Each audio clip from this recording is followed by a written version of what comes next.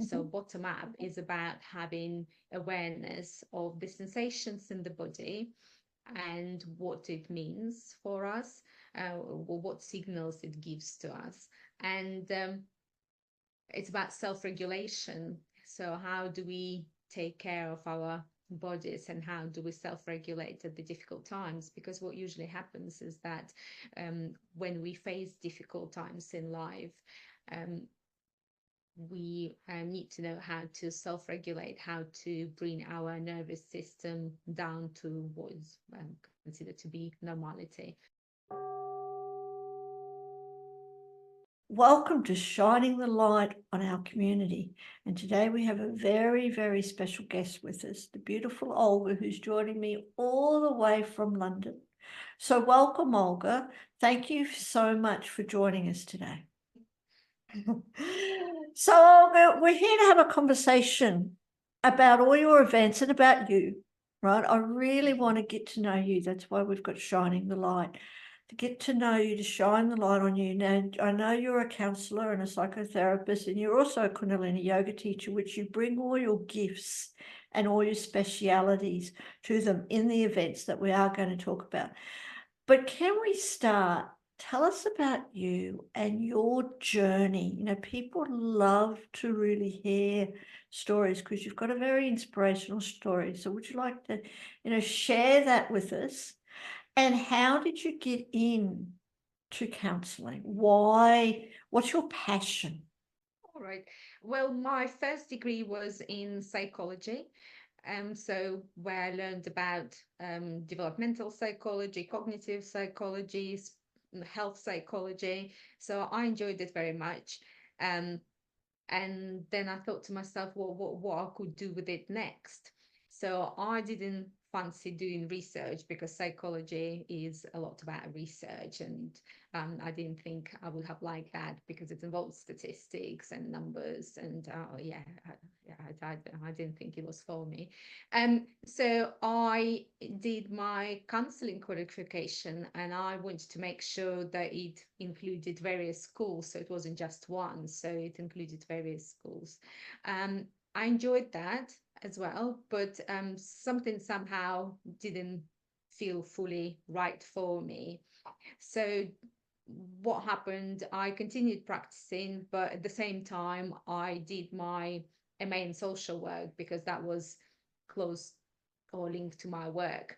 So because at that time I was working in social services adults team, so I did that, and then I thought, well, I need to go back to therapy because I really like that. My psychotherapy training, because I wanted to be more confident and comfortable with trauma and anything to do with psychosomatic aspects of it. So that's how I've done my final training in psychotherapy.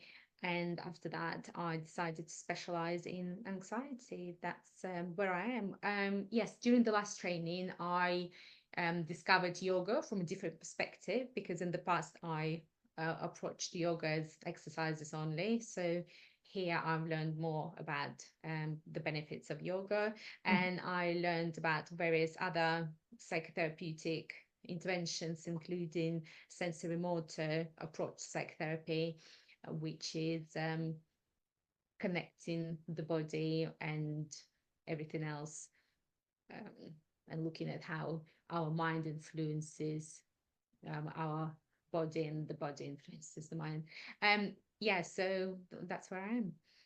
That, which is wonderful, and thank you so much for sharing that. And I hear you like on the benefits of yoga, and how much it can connect. We can connect with our bodies and our minds just through yoga and everything else like that. And I know in a lot in therapy that traditionally it's like from the head down. It's all a lot about head stuff and not really, in traditional terms, not really connecting with the heart. But can you explain? I'd love to know more about this bottom-up method of somatic therapy, and how does it differ from your normal cognitive approach?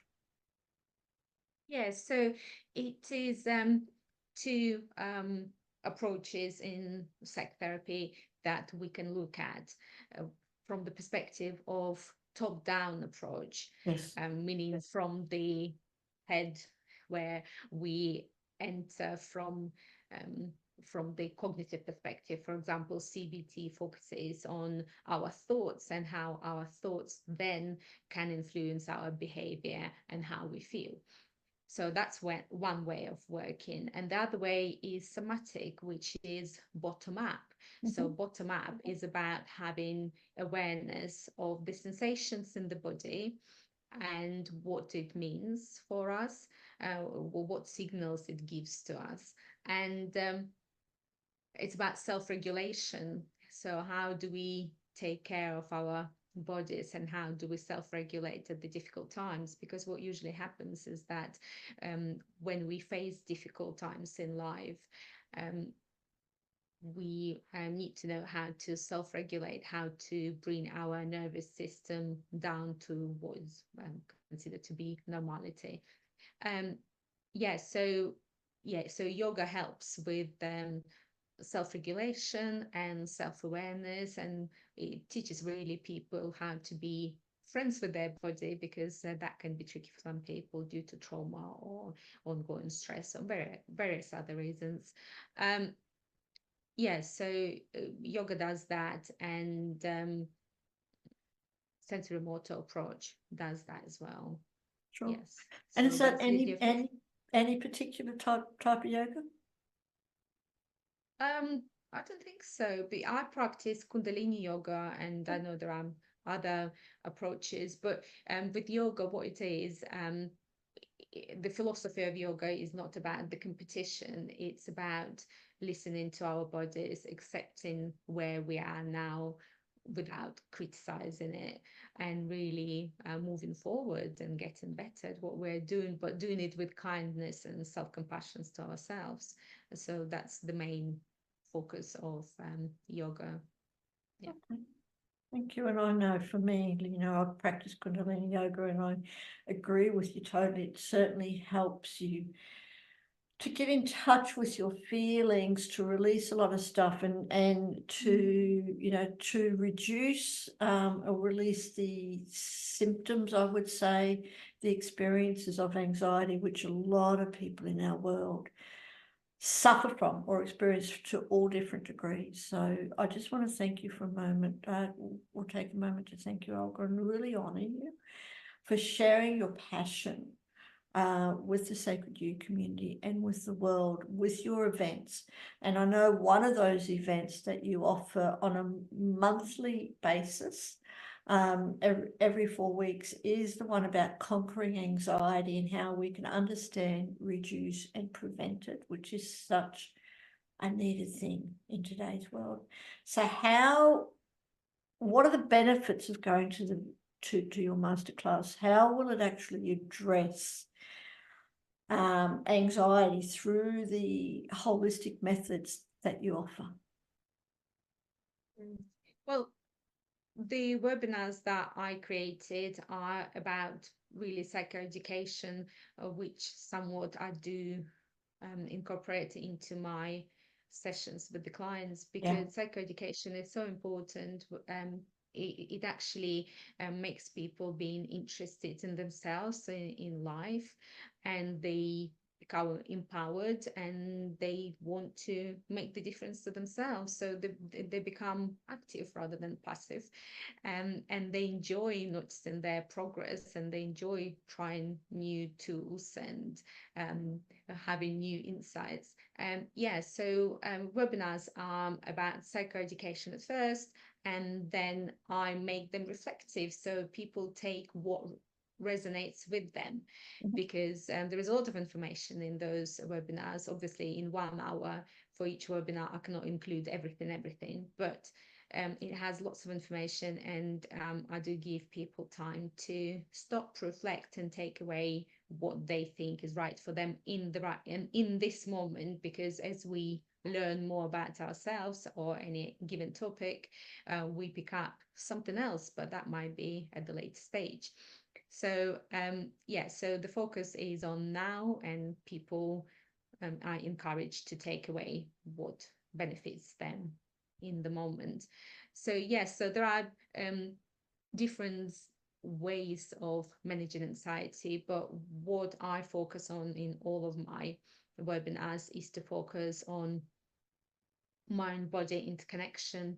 So when we talk about mind, we talk about cognition, a little bit of CBT, a little bit about negative thoughts. And when we talk about body, we do look at nutrition. We look at how our body is affected by, let's say, stress, because stress is something that is, if it's not managed, it can take to anxiety. Yeah. So yes, so well, we need to address whatever problem we have from both aspects, mind and body. Absolutely, thank you. And I totally agree. You know, we start off with just having little experiences of stress. You know, everyday things can cause us stress, but if we're not careful, then that develops into anxiety, and also then goes into burnout, which for me, from my understanding from the people that I talk to, and also my personal experiences, if I'm not careful, I've experienced or been very close to complete burnout on a few times. And one of the other webinars that you're offering, of course, is essential self-care, mastering burnout, prevention and recovery. So what do you recommend for people? Why should they attend your webinar, and what are they going to get out of it? Mm. Well, webinars are about providing information, holistic information about difficulties people might be facing. So I will be having 5 webinars. One is on stress, anxiety, burnout, negative thoughts, and repetitive strain injury. And repetitive strain injury, it is linked to stress as well. So a lot of the illnesses actually people experience in their life, physical difficulties or illnesses, are actually linked to stress. Obviously, there are different theories, but one of them is that stress is the biggest cause of all the illnesses. So we need to address stress. We need to know the triggers that we have, and how our body reacts. We need to know the degree of it, because anxiety can be at the lower range or it can be at the higher one. Stress can be different for different people as well. So it's all individual. So it's for people to be aware of what is happening to them and what they can do to help themselves and how they can make their lives easier, happier, and healthier. That's what it is all about. So yeah, so to some degree, webinars could be seen as an introduction or the first step to considering psychotherapy or counselling, which is a longer term work, which includes a lot of investment in terms of the time, energy, money. So webinars is just the first step really to see whether it's the right time for you, because as I said, it needs to be right time for people. Yeah, definitely for everyone. Thank you for sharing that. And I'm assuming, and I'd love to go deeper in this, that especially when, you know, when you were studying to become a counsellor and a psychotherapist and everything else, and doing everything that you did, because I know, you know, doing that deep study is also a very stressful time. But how do you manage? That's what I'd love to know. How do you manage your stress of everyday life? Would you like to share any techniques that you actually practice?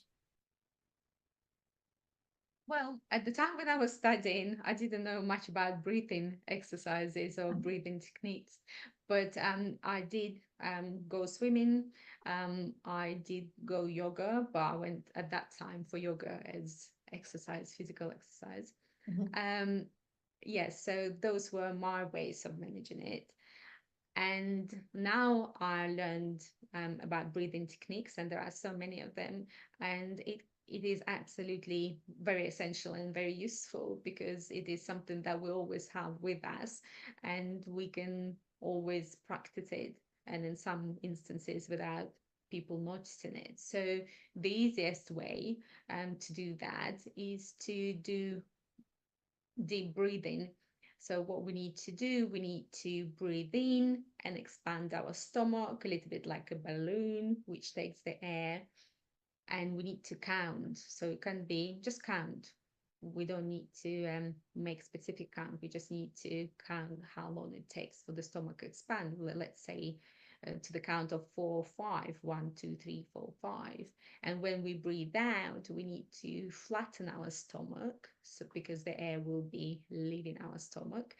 And we need to do it at the slower count. So if we breathe in for 4, we need to breathe out, for example, for 9, and do that for a few minutes, or until you notice the difference when the parasympathetic system kicks in and we become calmer.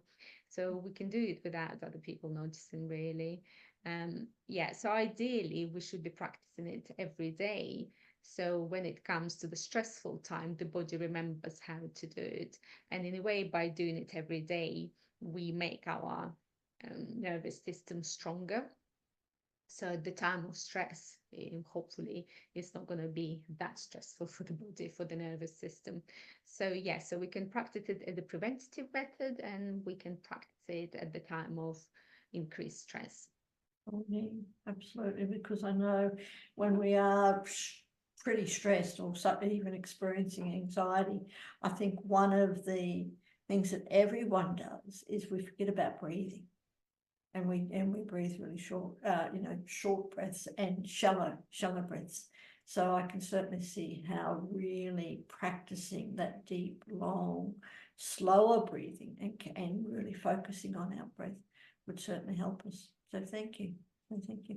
Is there anything else that you would like to share about your programs? I know, and you've mentioned that you've got 5 programs through Sacred Youth that you're offering to the community and to the world. So what are some other benefits, takeaways that people will get from attending your different programs? I think it's about starting with ourselves. If we want to heal and get better, we need to start with ourselves, because whether we want it or not, we have all had some stressful times in our lives, and some of them can be considered traumatic, although cognitively we might think that the events were not traumatic, but actually our body took it as traumatic. Let's say, for example, an operation. Our cognition would say, well, yes, it is for the benefit, isn't it? There was no other way. There was a need to have an operation. Of course, it was a positive event that led to healing. Yes, that's the case on a cognitive level, but for the body, it was an intervention from outside. So the body took it most likely as traumatic event because it had to heal. Yes, so we need to be considering that. So yes, so it would be good for all of us to do some healing on ourselves. So it would be beneficial to our own well-being, overall well-being, psychological, which includes emotional and cognitive, but physical as well. And it would be beneficial to our network, meaning the people that are close to us, like family and friends. The relationships tend to improve when we are healthier and happier within ourselves. Absolutely, thank you for that, and especially because it really comes down to ourselves, I think, in balancing our lives, but we need help, and we need tools to help us cope with all the things that life brings us in today's world. It's not an easy world to live in anymore. We've got so much overwhelm from everything that's on us. So it's very easy to get stressed and experience anxiety and also burnout if you're not careful. And you mentioned, Olga, if I can ask you before we finish up, a couple of more questions, but you did mention that like the webinars are like an introduction to your work. So, and I know that you're a psychotherapist and you're a counsellor. So what sort of things do people come to see you about? How, and can they contact you online? So are you available for people all over the world?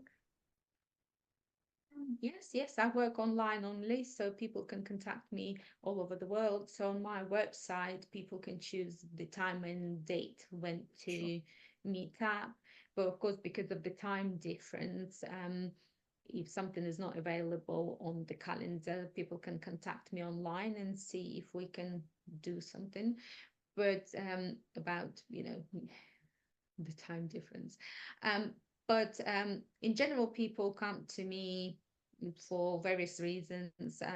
Well, mainly for anxiety, and that leads to working on other difficulties in life, because anxiety is not the only thing um, that people are worried about, like managing their internal states. Obviously, anxiety has a knock-on effects on work, relationships, and people's future. Yeah, so we're looking at different things really, depending on where people are at. Some people are not ready to, for example, address something from the past of their childhood. So we focus on now, and that would be more of the counseling approach. Whereas psychotherapy is much longer and deeper work, looking at the originality of the difficulties. So yeah, so we make it, I make it quite engaging. So people learn new techniques, people, I share with them the knowledge that I have so they can go and find out more for themselves and see what works for them. So sometimes people are happy to incorporate yoga into their psychotherapy sessions. Some people find it destructive in whatever given time in their lives. Yeah, some people are very cognitive, and they don't want much engagement with their body at that time in their lives, and that's fine. We all have the right time and right place for everything. So if we need to start with CBT, we start with CBT, and then we might move on to something else later on. So it depends really. Some people are more engaged with their bodies, and then we just incorporate some yoga movements to release some of uncomfortable or no longer needed and serving us emotions and feelings, and we monitor how well it worked or not, and then we adjust and move on. Yes, so that's what it is. Anxiety and trauma, those are the main things that people come to me for, but obviously we are touching on other things, whatever is the most beneficial when the people are ready. Yeah. When the people are ready, the help arrives, and you're a wonderful person to share that help for people to go see, to receive that help. And I said, I mean, I personally believe that we are all our own healers, but we live in a world where we need help. We need those tools. And you're certainly a beautiful woman, a beautiful person to be able to help others and to share your gifts and your wisdom and experience that you've got in your life in order to help others to heal, to overcome, stress, anxiety, burnout, and all the issues that we've accumulated from our lives, especially childhood and everything else. So thank you, Olga. And before we finish up, is there any other questions that I could have asked you? And how would have you answered? Oh gosh. I think we we covered most of the um, points about what I mainly do, yoga, counseling, psychotherapy, my webinars. Um, yeah, those are the main things that I do. Um, yeah, I think we did well. Thank you, Sophia. Thank you. And like for everyone who is watching this video, do leave a comment. Do leave your name in the comments. Let us know if you have any questions that we can give to Olga. And check out all of Olga's links, not only from her business directory and the services that she's offering and all the events. And come and join us on one of the events that are coming up. You'll find an event every week So do click on those links and check it out. And while you're there, you're watching this on YouTube, don't forget to hit the subscribe button or follow us on Facebook or whatever social media that you're watching this on. And thank you, Olga, again, ever so much. And I look forward to seeing you at your next event. Thanks, dear.